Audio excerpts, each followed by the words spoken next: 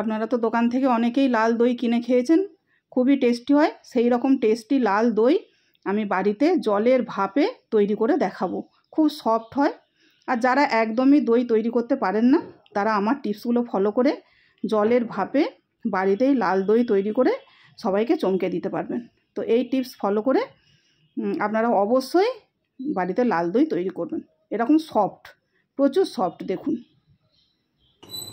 হরে কৃষ্ণ, প্রণাম। আমি সদানন্দিনী মালিনী দেবী দাসী, রাধারানীস কিচেনে আপনাদের সবাইকে স্বাগত। আজ আমি ভগবানের জন্য জলের ভাপে লাল মিষ্টি দই তৈরি করে দেখাবো।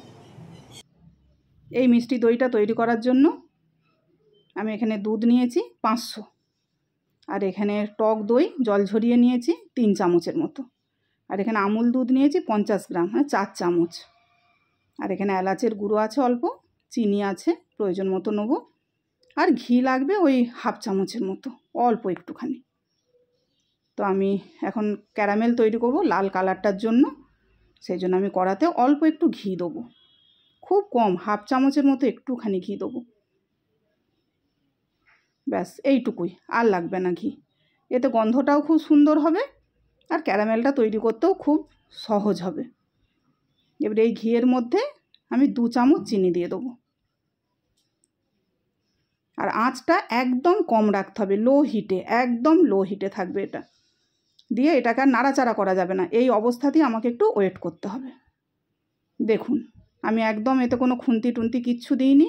সাইডগুলো দেখুন কেমন লাল হতে শুরু করেছে, ক্যারামেলটা তৈরি হতে শুরু হয়ে গেছে। এবার আমি একটু নাড়াচাড়া করে দেবো, সাইড থেকে একটু হালকা করে নেড়ে দেবো। দেখুন কত সুন্দর কালারটা আসতে শুরু হয়েছে। একটু নাড়াচাড়া করলেই এই কালারটা খুব সুন্দর হয়ে যাবে। যখন ডিপ কালারটা হয়ে যাবে তখনই আমি এটার মধ্যে আমি দুধ দিয়ে দেবো। এটা প্রায় হয়ে গেছে আমার। আমি যে দুধ নিয়েছিলাম সেই দুধ থেকে অল্প একটু দিয়ে দেবো, দিয়ে এটাকে আমি নাড়াচাড়া করে নেব। এই যে শক্ত ভাবটা দেখছেন চিনির, এই দুধটা ফুটলেই এই শক্ত ভাবটাও এর মধ্যেই মিশে যাবে। পুরো দুধটা দিয়ে দিলাম, দিয়ে এটাকে আমি একটু ভালো করে নাড়াচাড়া করে নেব। দেখুন এটা কতটা মিশে গেছে, দুধটা হালকা গরমও হয়ে গেছে। এবার দুধের আঁচটা আমি বাড়িয়ে দেবো। তার আগে আমি 3 হাতার মতো দুধ তুলে নেব। যে শুকনো আমুল দুধটা নিয়েছিলাম ওই দুধটা এর সঙ্গে দিয়ে দেবো, দিয়ে আমি সুন্দর করে মিশিয়ে নেব।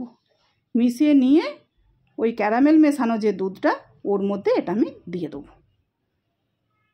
দিলে দুধের ঘনত্বটা অনেক বেশি হয়ে যাবে আর দইয়ের টেস্ট অনেক সুন্দর হবে তখন।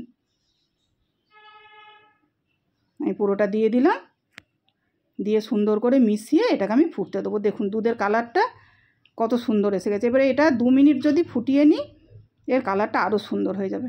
দেখুন ফুটে গেছে এটা। এটাকে বেশি ফোটাবার দরকার হবে না, খুব গাঢ় করার দরকার নেই। এতেই কালারও সুন্দর হয়ে গেছে, দুধটাও ঘন হয়ে গেছে। গ্যাসটা আমার হাই ফ্লেমে আছে এখন। আমি তখন 2 চামচ চিনি দিয়েছিলাম ক্যারামেল করার জন্য, আর এখন আমি 4 চামচ দিলাম, মোট 6 চামচ চিনি দিলাম। আপনারা মিষ্টিটা যেরকম খেতে চান সেই অনুযায়ী দেবেন, বেশি কম। আর ফ্লেভারের জন্য আমি যে এলাচের গুঁড়োটা নিয়েছিলাম আমি ওইটাও এর সাথে দিয়ে দিলাম, দিয়ে সুন্দর করে মিশিয়ে নেবো। একটা ফুট আসা পর্যন্ত আমি ওয়েট করব। এটা ফুটে গেলেই আমি গ্যাসটাকে বন্ধ করে দেবো।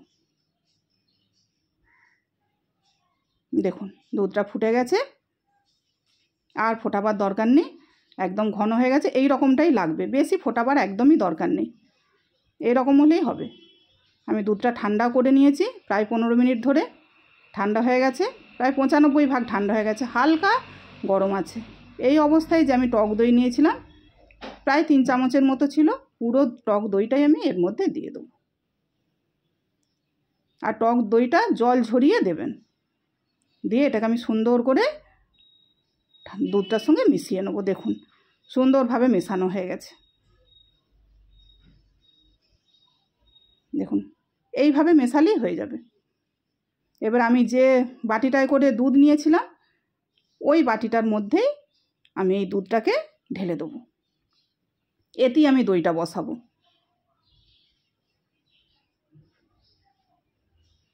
আমি দুধটা এর মধ্যে দিয়ে দিলাম। দিয়ে এটা আমি একটা ফয়েল পেপার দিয়ে চাপা দিয়ে দেবো। আমার কাছে ফয়েল পেপার আছে, তাই আমি ফয়েল পেপার দিয়ে এটা চাপা দিয়ে দিচ্ছি। আপনাদের কাছে ফয়েল পেপার যদি না থাকে, আপনারা একটা প্লেটও চাপা দিয়ে দইটা বসাতে পারবেন। আবার আপনার টিফিন কৌটোতেও এই দইটা বসিয়ে নিতে পারবেন। যদি ঢাকা দেওয়া টিফিন বক্স থাকে তাতেও আপনারা বসিয়ে নিতে পারবেন। আমি সুন্দর করে এটাকে বন্ধ করে নেব। আর দেখুন জল ফুটছে, আমি স্ট্যান্ড দিয়ে দিয়েছি, এর ওপরে বাটিটা আমি দিয়ে দেবো।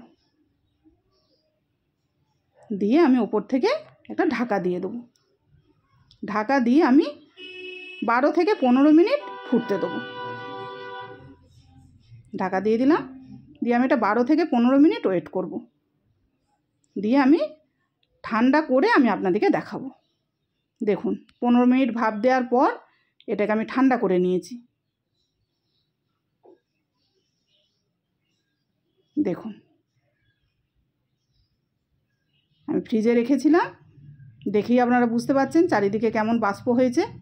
এবার আমি এর থেকে দইটা আপনাদেরকে কেটে দেখাবো। দেখুন কত সফট, দেখুন কত ফ্লপি, কত সুন্দর হয়েছে। আপনারা দেখুন কত জালিদার হয়েছে দইটা, দেখেই আপনারা বুঝতে পারছেন কত সুন্দর, একদম প্রচণ্ড সফট হয় আর টেস্ট একদম দোকানের মতো। আপনারা দেখে অবশ্যই বুঝতে পারছেন যে কত সফট হয়েছে দইটা। এবার আমি এটাকে একটা প্লেটে সার্ভ করে আপনাদেরকে দেখিয়ে দিচ্ছি। আমি ভগবানকে নিবেদন করব, সেই জন্য তো আমাকে প্লেটে তুলতেই হবে। দেখুন আমি প্লেটে তুলে নিয়েছি, কত সুন্দর হয়েছে, দেখুন কত সুন্দর বসেছে দই, প্রচণ্ড সফট। দেখুন ঠিক এই রকম দই আপনারাও বাড়িতে তৈরি করতে পারবেন খুব সহজে। এবার আমি এটা ভগবানকে নিবেদন করব, সেই জন্য তুলসীপত্র দিলাম। হরে কৃষ্ণ। ভুল ত্রুটি হলে ক্ষমা করবেন। প্রণাম।